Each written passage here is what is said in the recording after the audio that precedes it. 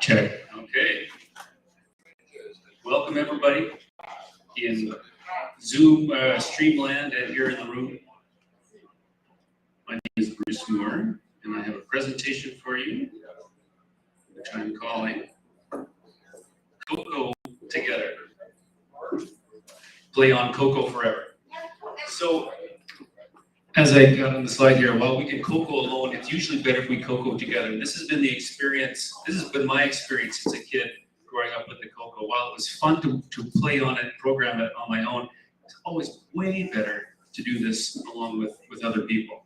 So I'm just going to give you a little bit of the history of that leading up to the release.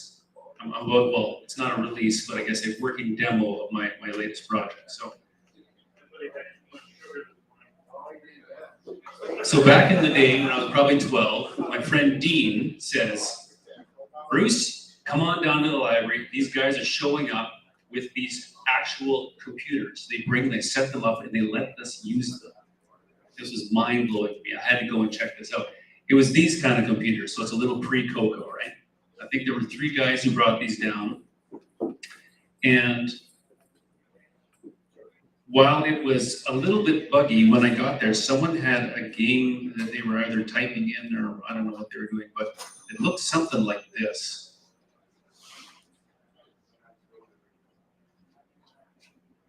So that's a map, and the user could navigate around on it and travel and explore. But while it almost immediately crashed to my consternation, the seed was planted in my brain, the possibility of creating a fantasy world that you could explore. And that fit right in with my other recent discoveries, being Dungeons and Dragons and Lord of the Rings. So that was not my only visit to that computer club. I was hooked and I joined, of course. And then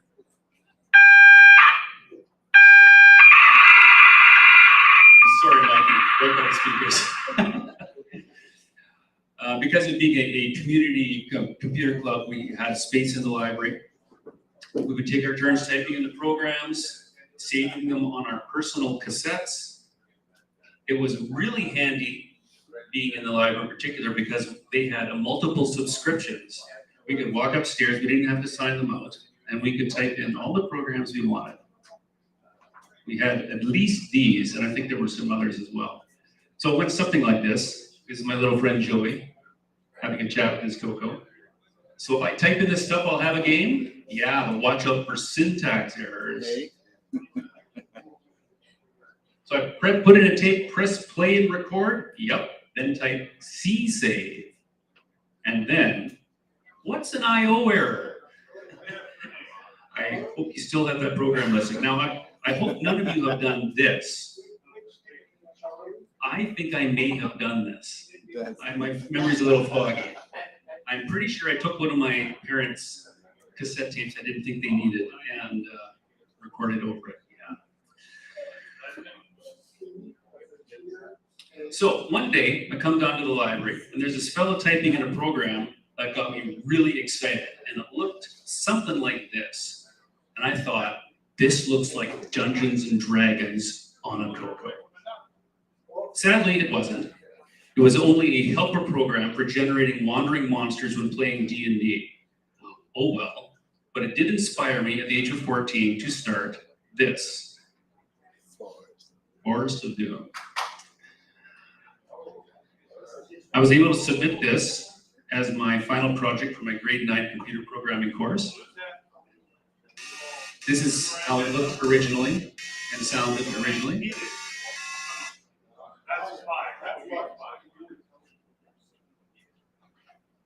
I thought I was doing all right for a 14-year-old. Yeah. I never really finished it. I just kind of went on to other things. One of the reasons I didn't finish it, though, is because my buddy Glenn down the street got his own CoCo just at the end of the block. This is his gear right here. Look at all this stuff. He had everything, absolutely everything, even the toilet paper printer there.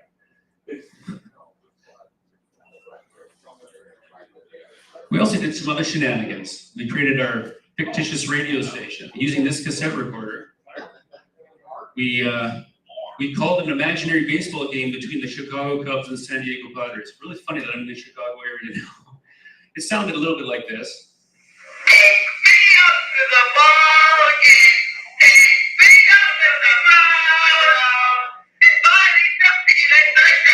Yeah, okay, well, inspired by color baseball, obviously.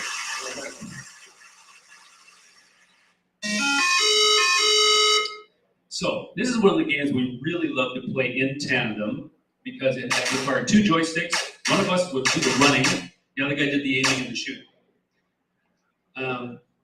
As awesome as Berserk is, we decided we wanted to make it a little more epic. We thought it needed a soundtrack. And just so happened that Glenn also had a record player in his room. So we put on a record that seemed appropriate.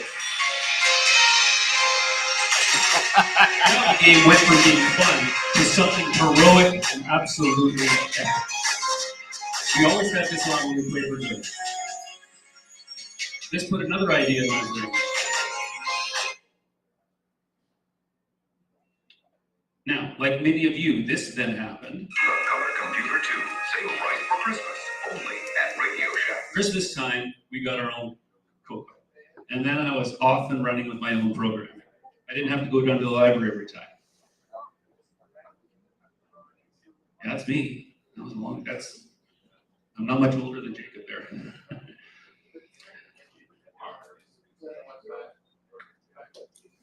So I managed to whip together some games and even sold a couple of them to T&D Software.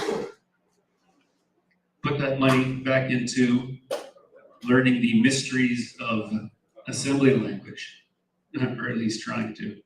I say trying to because, well, with my newly acquired machine language knowledge, I set about to write the epic game, drawing on elements of Force of Doom and adventure games. I wanted to have a huge persistent map on an open world with a blockbuster storyline. Sadly, it overwhelmed me. I couldn't pull it off. I kept getting these strange errors, and eventually I gave up. I was defeated by Bane, whatever that was. However, the CoCo did begin to integrate with my other passion, music, and this is Lyra, and I used it for writing and arranging music, and for some of my courses at university. I actually used the CoCo in a live performance once, where I had the CoCo playing the bass line on a MIDI controller. Okay, now for the history. We'll fast forward here. Over the last 35 years go by. I spent about a decade working as a programmer analyst, and I've been working in music and audio production all the way along here. We'll get to 2016. So 2016, my brother's on the East Coast. He finds a CoCo 2 in an obscure shop for $50.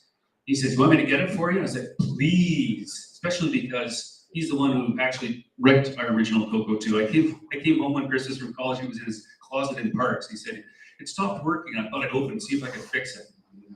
It was gone. So we set it up and we showed our kids the old games we used to play. And I dug up my old cassettes and I found a working copy of Force of Doom. So you remember this idea about having a soundtrack on Berserk. Well, now I have much more programming acumen than when I failed, and I thought, could I have a simultaneous soundtrack for Force of Doom? Well, I didn't want to fail again, and so it was time to bring in some significant technical help. Simon Jonathan.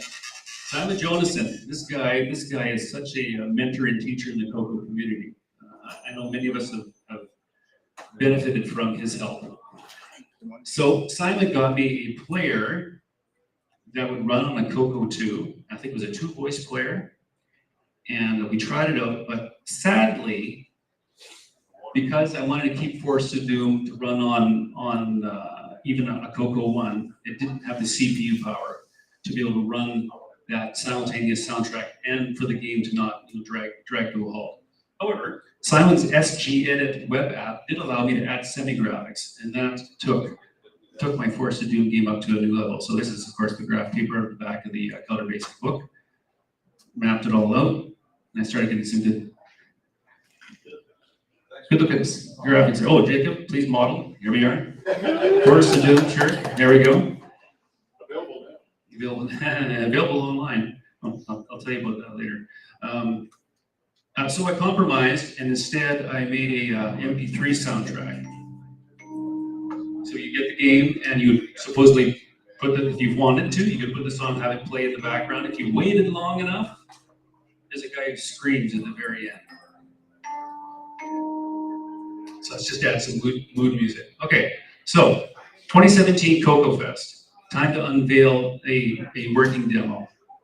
I was so excited to have a working demo, 35 years in the making, to show to other CoCo enthusiasts. And I wanted to create a book like the Dungeons & Dragons Monster Manual, full of illustrations, backstory, tips and tricks to make Forced to Doom feel like a true role-playing game. I don't think this has been done before, but by only printing the download link in the physical book, seemed to create some nostalgia for some folks, like Paul Fiscarelli here, who remember saying, so there's no download link for it? I have to wait for it to actually come in the mail? So, yeah. Whoa! He was excited about that. Oh, that was a duplicate slide. Okay, we're moving along. This is a little look on the inside here. So about 40 pages. Here's some of the artwork. Glenn Hewlett loved it. He called it your game is torture, but in a good way. And Jason Rygaard, wow, he hadn't had that much fun with CoCo in years. So I think this goes to show that a game doesn't have to be super fancy to capture the imagination, but maybe that's obvious. We're all working with a 40-year-old 8-bit computer here, so I think we all have to have some sort of good imagination to be here and doing this. I also ran a contest.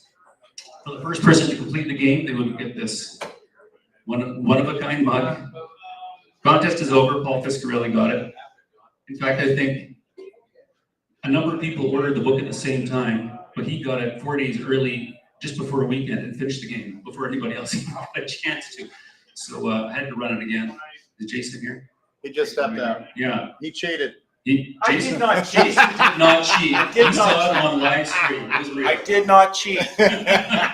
So there are actually 2 mugs over. They're not exactly the same.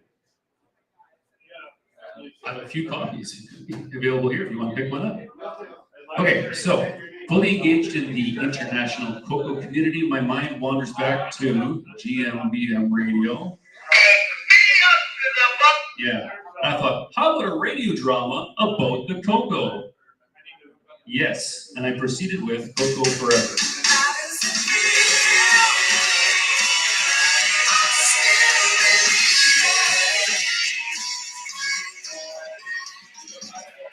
What if you could go back in time to just the right moment and ensure that Tandy won?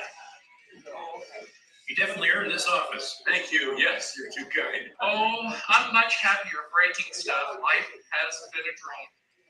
But what if you went back to the wrong moment? So CoCo Forever is the length of a feature motion picture, episodes 0 through 9, not 1 through 10, featuring voice talent of many like Rick Adams, Neil Blanchard, Jason Rygaard, Grant Leedy, David Ladd, Stevie Strobridge, Curtis Boyle, and a whole lot of Moors. It's based on the sort of the Back to the Future idea, right? You go back, accidentally, something changes, you got to fix it, and maybe it turns out better in the end. So this would be on a typical episode. You would get this little README file, and it says, let's do everything in order. Listen to the MP3, then open the PDF, then run the little program. So it's a multimedia experience. Here's one of the alternate universe Rainbow magazine covers. This is from '83, where the CoCo Cube was announced, running the ease of use operating system. 6309, 68,000 co-processor, sprites, and a sound chip. If only it was true. This is the little program that came with episode 1. So it sort of just advanced the story with some graphics. And there may have been some audio in there too, and some cute little animations. Oh, now here's the sad part. I tried to bring these across the border to sell, and no, they said, no, you can't do that, and we'll let you leave them here, and you can pick them up on the way back. I'm being really nice to you because I could have just sent you home. Okay, thank you, sir. We'll figure out what to do with that later. Okay, so CoCo Forever's done. I'm thinking, now what? Now what do I do? I've sold 96, I never imagined this would happen, but 96 copies of Forest to Do. If I can sell 4 more this weekend, I get to 100. You can help me out with that. I think, I'm not sure the exact count, but I think there's been over 50 copies of CoCo Forever. Well, what do I do now? I got thinking back to this thing, that epic D&D style adventure that had open world, huge persistent map, narrative and problem-solving adventure games, and a soundtrack. My vision for this game overwhelmed my technical ability. I've realized in recent years that I'm not really a technician with a creative bent, as I used to think. I'm actually a creative person with a technical bent. This realization has given me permission to draw on the technical skills of others to create something that none of us could have done on our own. Okay, so you ready for your first look at Realm of Doom? For many a year, peace has reigned throughout the realm. In Forest, nothing but ruins of an ancient fortress remain to fuel the myth of the evil wizard. Tales of your ancestors' quest are met with laughter. Mockery follows your warnings, but you know what awaits.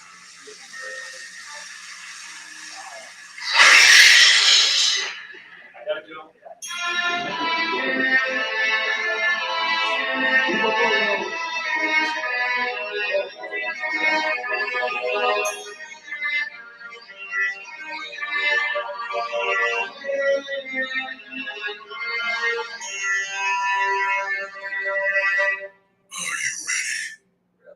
Here is a look at the actual.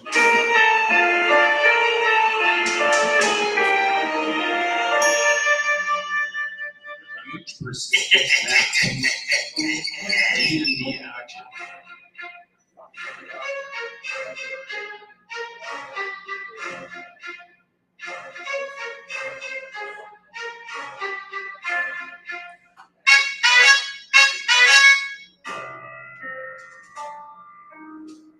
Adventure game narrative. There is magic to be had in the realm for sure, but you can't be no dimwit. Music, soundtrack, sound effects, and dialogue. But how, you ask? Introducing the CoCo MP3. Ooh. Thank you, Stevie. This little piece of hardware here plays MP3s, or WAV files, obviously. You trigger it with the serial port. You route the audio back through the cassette. You know how you type audio on so you can hear the cassettes, right? You route it back through there, so it comes out your CoCo. It's got a CoCo feel to it. This was designed in collaboration with Jim Brain of Retro Innovations.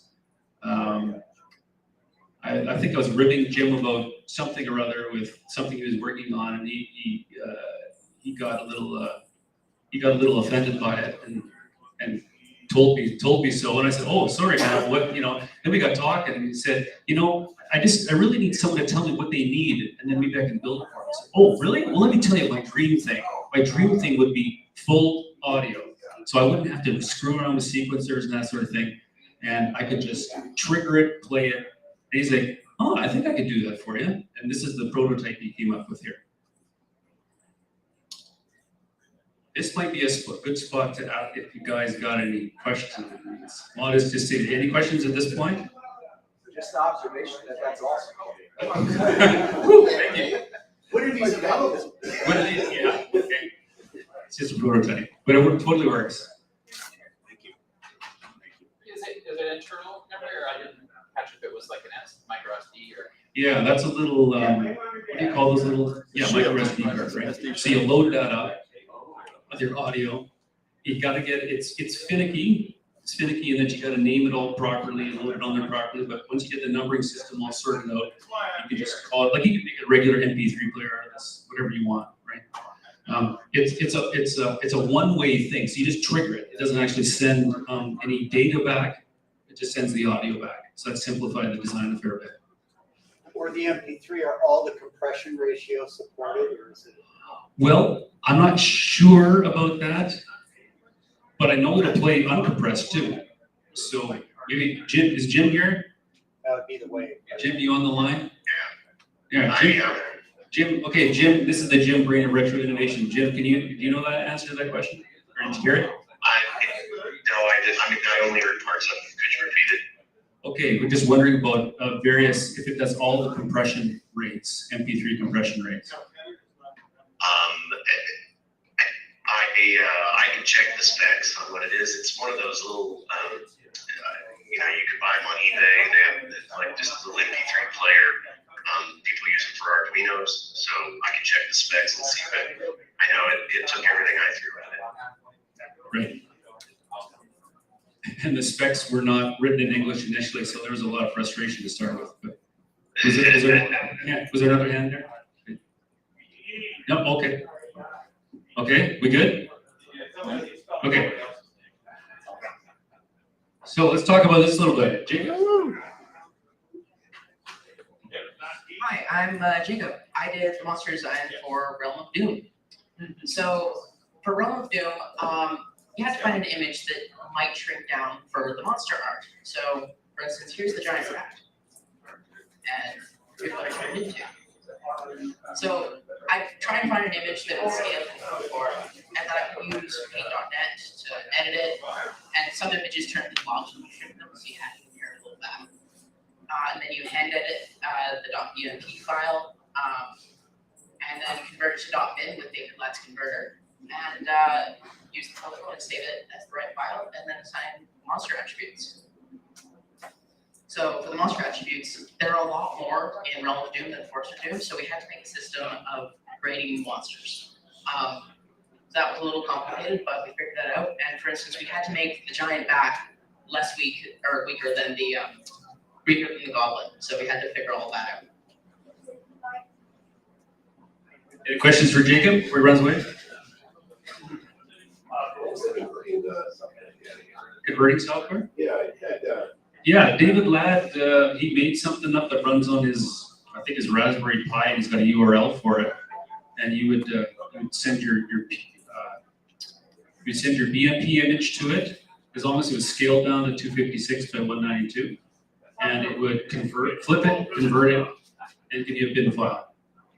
Sped up development drastically. I'm so grateful for David's help with that. Then I went on, I don't know if you can see that when I went on to code. Yeah, you can't see that. I went on to code the monster then. So the game still has a basic framework. There were a couple of things I just didn't want to do without. I still wanted the floating point math. There was some string manipulation that I wanted. And just doing it all in machine language was still too scary for me. I gotta be honest, okay? But majority of it is in machine language. Someone's got a call coming in. All right, so wanted to maintain CoCo 2 and 3 compatibility, and that meant mapping areas of both ROMs that I could overwrite. So the Unraveled series from the Color Computer Archive was very handy for this, to find out what I could safely get over. And William Astle, he had some good recommendations on what was safe to clobber in the CoCo 3. So this isn't using any of the CoCo 3 functionality. It's a P-Mode 4. Well, so I think you probably noticed that P-Mode 4, obviously. So Realm of Doom, CoCo 2 64K, because we flip it into RAM mode, overwrite some of the ROM stuff, or the CoCo 3 runs on the CoCo STC with the CoCo MP3. No, I don't know when it'll be ready. It'll be ready when it's ready. Any questions? Are we good? Because I want to fire it up. They're gonna have it at your table? Yeah, it's there. I'm going to fire it up. All right. Oh, one more thing. There's another audio option. I'm calling Pi Audio.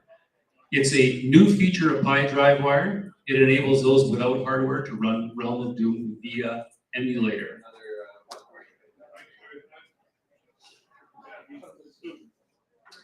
So Python has this play sound command. I'd always had my eye on DriveWire, created by Boise Pete, due to its ability to play MIDI. But when I look over Pi Driver, no MIDI support. Oh, shoot. I don't know where I came across this, but there's this Python module called Play Sound. And I contacted Mikey here and said, hey, what do you think would it be a lot of work to drop that into Pi DriveWire? He says, well, let me look at it. I got a project working. I'll get back to you a little bit and I'll check it out. When he gets back to me, it's like, okay, here it is. I'm like, what? Yeah, it works. Huh? What? No, you can't see the code there too much, but my goodness, he gave me, Mike and I have been burning up the bits between us the last while. Unfortunately, I don't have that here to demo. I've just got the MP3, but I guarantee it does work. It's a little bit different in that, like for instance, with the CoCo MP3, if you trigger an audio file, it plays. If you trigger another one, it automatically stops the other one. But with Pi Audio, we discovered it does not do that. It'll just keep stacking them. So last minute, Mikey, we need a stop command. Okay, back and forth, back and forth. And anyway, the stop command works, and then he's got there's all these different versions. You need to have a version for the Becker, for the CoCo 1. Well, we're not going to use the CoCo 1, the CoCo 2 and 3, or if you're using RS 2-pack. This stuff is all so far beyond me. And honestly, I don't want to try and learn it all. I'll leave it to Mikey here. So at any rate, so this is now in Pi DriveWire. So, I mean, anybody can use this, can develop with this, whether you want to go the hardware route with the CoCo MP3 or go this emulation route or some combination between the two. Any questions on that? No question, just a comment. Great to see you guys doing it. But, oh, thank you. Okay, if you got any really technical questions on this, make sure you see Mikey at his Pi DriveWire. Here's Mikey. Stand up, Mikey. Come on. Let everybody see you. Mikey. Hey, there you are.